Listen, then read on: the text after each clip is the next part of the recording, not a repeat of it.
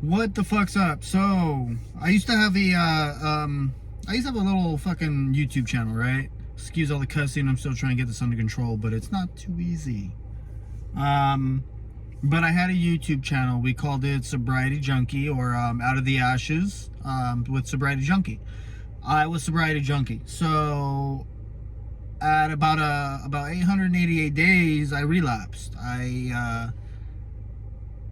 Listen, you guys, I sabotaged myself. Let's not play games. Let's not beat around the bush. I sabotaged myself. I did only use for about 2 days, but still, nonetheless, that's a relapse, right? And, man, the emotions and the backfire of all this stuff that's not even relating to what people have said towards me, because it's been nothing but positive, and I appreciate everybody. But it's also just been the mere fact of me attacking myself and beating myself up and not understanding that this is part of the process, and I can get back up and do it all over again. But the amount of anxiety I've had since my relapse or lapse, the amount of anxiety is fucking wild. And I remember how much anxiety I had when I was using and when I was getting drunk, you know. So it's nothing new to me, but to understand and feel this all over again, it's a fucking whirlwind, you guys. It's taken everything and anything not to drink today, you know. And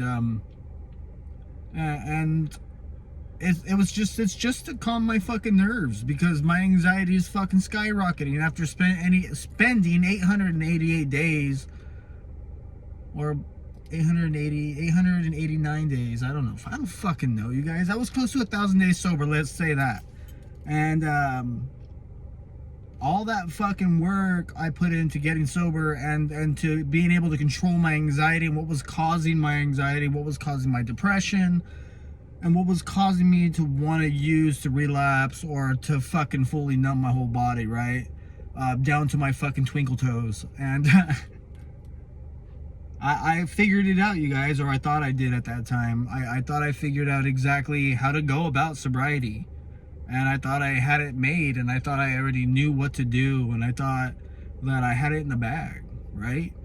We all think after a certain amount of time, or after a certain amount of sobriety underneath our belts, we think that we fucking got it. You guys, I didn't have shit. To tell you the truth, I didn't have shit. What I had was experience, what I had was a drive, and what I still have is a drive. And what I still contain through that relapse and the lapse I went through is the tools that I gained through the 2 years that I stayed sober.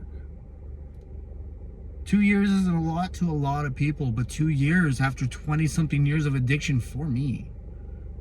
Now that's an accomplishment for me. That was a high accomplishment. 888 days compared to 23 years of fucking hardcore addiction from the age of 13 on? I'm not even 40 yet, you guys, and I have that much addiction underneath my belt more fucking time than sobriety. Now, if that isn't embarrassing compared to other people saying, look, I got these degrees in 20 years, oh, I got a degree in the hood in fucking drugs and alcohol. But that's nothing to be proud of. That's nothing I like to boast about. That's nothing I like to go run to these youngsters and tell them, hey, look, go gangbang, it's fucking tough. Go do some drugs. They'll make you a little bit more invincible so you don't get shot or stabbed, or you won't feel this shit down the road, you know? But you will, and the scars of it will remain with you for the rest of your life, because every time I take off my fucking shirt, I see all the wounds on my back from getting stuck. For a battle that I shouldn't have been fighting for someone that didn't even appreciate if I went to jail for them. Or fighting a battle that I didn't even understand. All I knew it was just on once we saw each other, you know? But in order to maintain and shape, you gotta reshape your routine of your life, and I wasn't doing that. I found myself slowly trickling back into the neighborhood. I found myself slowly communicating with the people. Sneaking into the areas I shouldn't be in to go cause trouble, you know? And for me to try to numb my pain. Now, numbing it would have been drugs, alcohol, and for sure violence. I thrived off violence, and I lived off violence, and I was raised against and around violence. So anything that I was shown growing up was portraying the mere fact of a gang member. and who I was supposed to be and who I was gonna be, and there was no determination if I was gonna be a fucking nerd or I was gonna be a gangster. I was gonna be a gangster, and that was it. Because my dad was a gangster, my uncle was a gangster, my grandma was a gangster, and so were the rest behind them. But what it took was my mom dying for me to spark this interest in some heroin that later turned into a full-blown opiate fucking addiction. Now, I never was addicted to opiates. I never liked downers. I always liked to be up and fucking burning for 3 days straight off a couple of hits of meth, you know, and for me to dive into opiates was the most rock bottom I've ever fucking felt in my life, and for me to dive right back into that fucking same motherfucking lifestyle after a couple years of sobriety, all just to go back to that foil and that fucking discolored fentanyl to put on it and just slide it down with a fucking straw.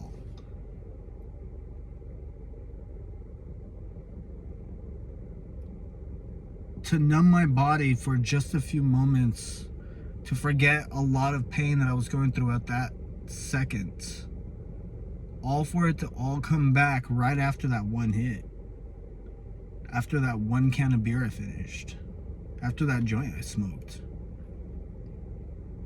Regardless of what the substance was, there's only a minimal amount of time that it's gonna fucking numb, dude.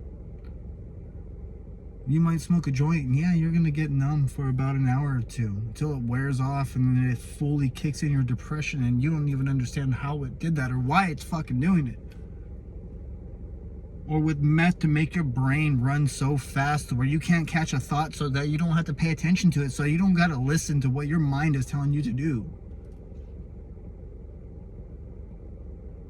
But then we go down that road where we decide to pick up a needle or pick up some foil, put a straw in our mouth, or wrap a fucking tourniquet on your arm just to shoot up some dope because all the other fucking things weren't working. So why don't we just move back up to the strongest fucking substance around that might kill me, but at the same time give me a rush of death? For a lot of addicts, we're suicidal. For a lot of addicts, we want to die from our addiction, but sometimes it doesn't do that for us, right? For years, I was trying to kill myself. For years, I was trying to be with my mom after she died.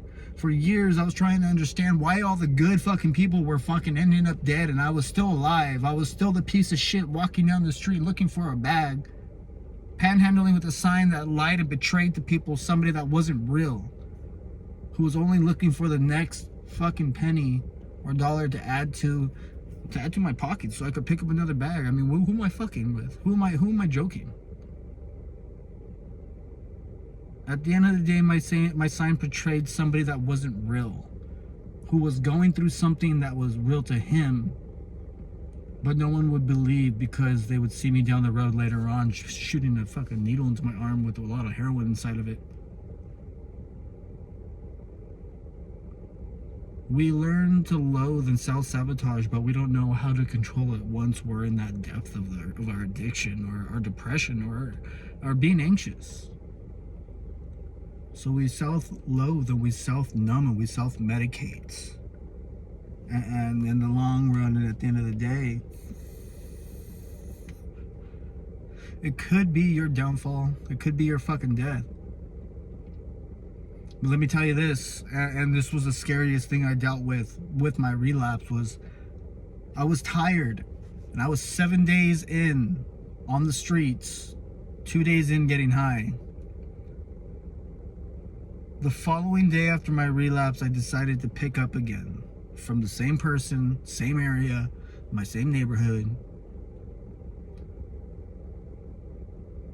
And I decided to call my wife and ask if I could come back home because I was afraid I was going to die that day. Shortly after hanging up the phone, I felt myself overdosing. Now with heroin, I could do that. With heroin, I was able to Narcan myself and make sure I wouldn't die or I wouldn't overdose or I wasn't flatlined for another person that was so innocent to find me dead on the corner just because I decided to overdose. But with fentanyl, it doesn't do that. And fentanyl Fentanyl doesn't warn you. It fucking just sneaks up on you, and it will attack you in the most disturbing fucking way, in the most fastest reaction that you've ever had from a drug.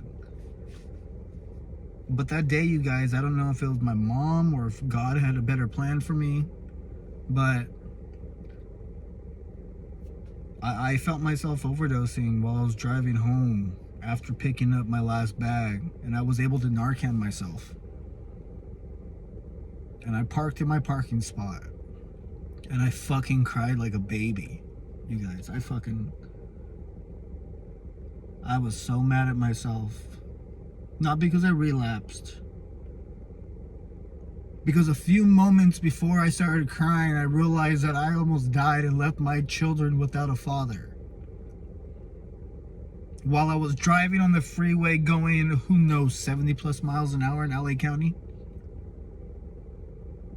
While Narcanning myself and trying to make sure I got home to my daughter so I could see her one last time in case I died, you know?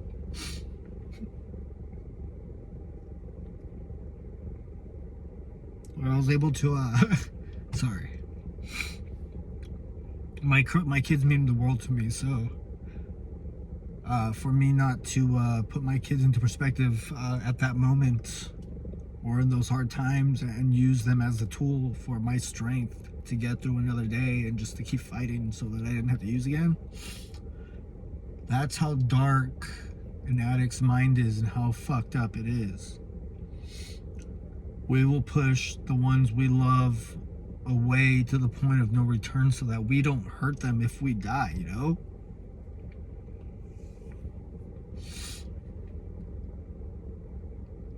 And addiction's a dangerous fucking force. For me, I see it as a fucking demon. Like, it was a form of possession. And it says in the Bible, addiction's a form of possession, right? Now, this is coming from somebody that was a fucking Satanist, okay? So, bear with me for a minute because I do cuss, I do talk about the Bible, and I have no fucking filter. And if God wanted us to have a fucking filter, then he wouldn't have been able to put us through these fucked up routines in order for us to get back on track and start all over again. So yes, it says in the Bible that addiction's like a demon, right? And a demon is something that attacks you until you take care of it, or until you tell it to go. Now the same thing goes with your addiction. You have all control. This is you and it. It's not someone giving you your addiction. It's not someone enabling you. At the end of the day, you enabled yourself in order to feel this numbing pain and this hurt to go away, right? But it's so hard to let go because that numb is so strong, and then we forget about what the fuck is bothering us for a short moment. I forgot my mom died. I forgot I was sick. I forgot my son lived in Texas.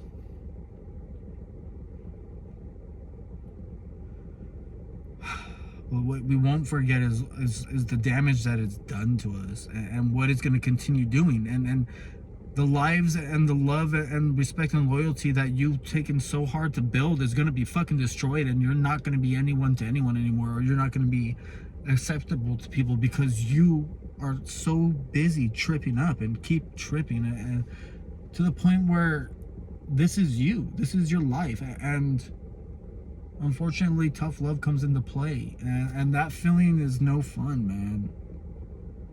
I've been cut off and let go by some of the people that I would die for. I wouldn't second think a bullet for them, but now at the end of the day, I understand why they pushed me away. Because who wants to be close to somebody, so fucking close to somebody, and watch them kill themselves? So if you're sitting here watching this right now and you feel like your family's disowned you, or they don't love you, or they don't respect you, and it's all there. It's all there because I could tell you I fucking been through that. They fucking love you and they want to see the best for you, and they want to see the best for us, you know, and they want to see us thrive. But you're your own puppet master. You're your own fucking controller. At the end of the day, you program your day to how you want it. So why not program your day to something so so satisfactory and something so appealing to you that you want to keep doing the same fucking thing every fucking day instead of thinking about going back to your old ways that you know are not fucking healthy. You know are not fucking good for you. You know that was gonna put you in the 6-foot hole down there. You know, like, you don't want your family burying you, because I've buried friends. I've buried family. I buried my own fucking mother before she was even 50 years old due to alcohol abuse. And same with my father. Alcohol abuse.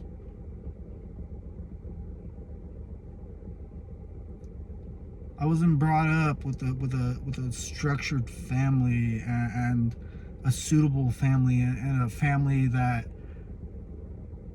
taught me from right and wrong, or taught me what was good and evil. I had to learn it myself. So all I do is I ask you to bear with me as I make these fucking videos, because I'm new at it. You can sit here, laugh at me, I don't give a fuck, just watch. Watch and listen and see what an addict goes through, and see that not all days are rainbows and sunshines.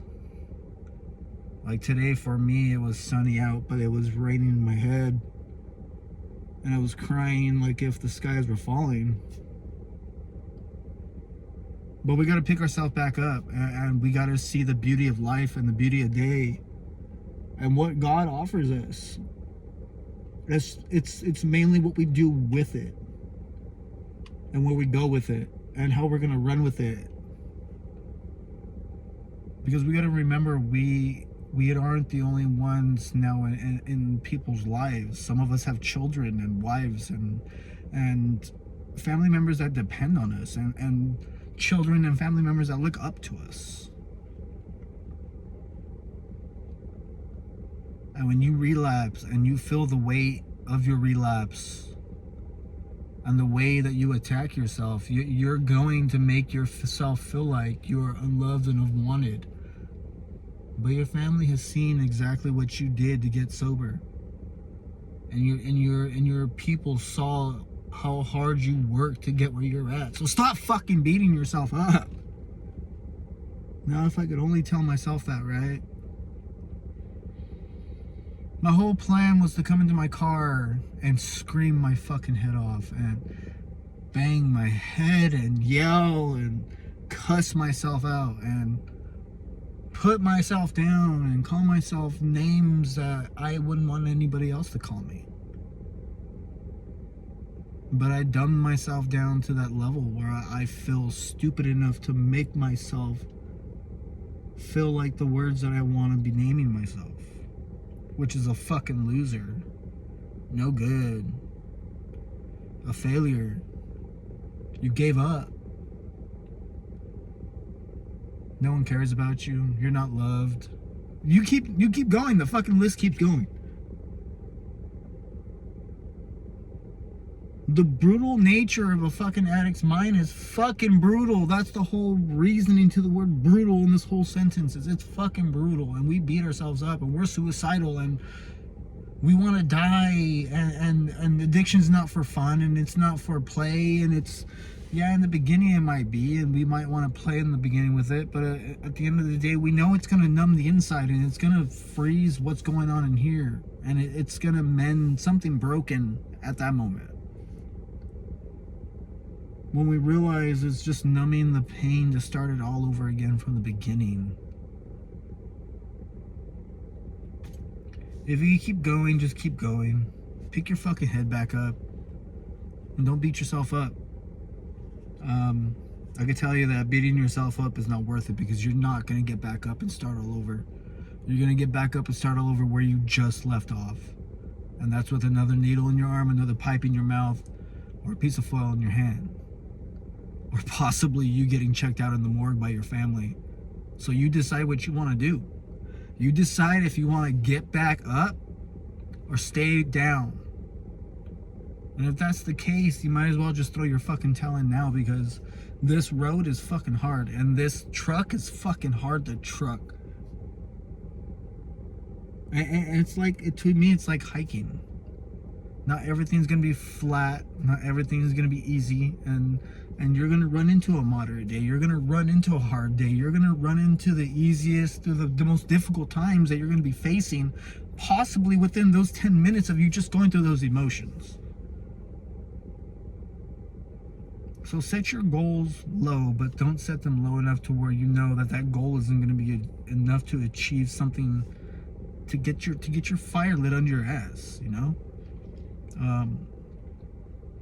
getting out in nature and doing hikes, seeing the beach. I mean, you name it. The peace and joy of all that is just it's amazing. And until you're able to understand the peace and joys of what nature and what love and what caring and the support networks we have in sobriety can do for you, and what a positive outcome of just being engulfed in that network, and how much they help you with all these situations that you're facing and all these turmoils that you know is going to be hard at the end of the day. But if you could lay your head down that night and you could go back to sleep and wake up another day with the last day already complete, you're on the right track, because we only focus on today and not tomorrow, because that's over. And yesterday's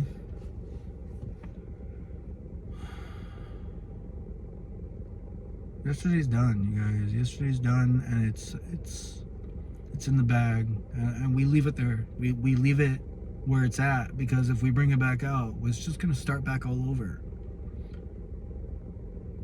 And that's something we shouldn't do. We should want to put our foot forward and move forward.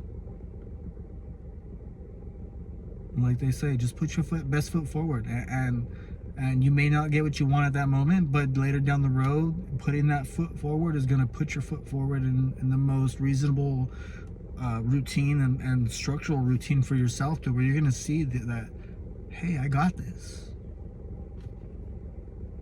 Don't give up.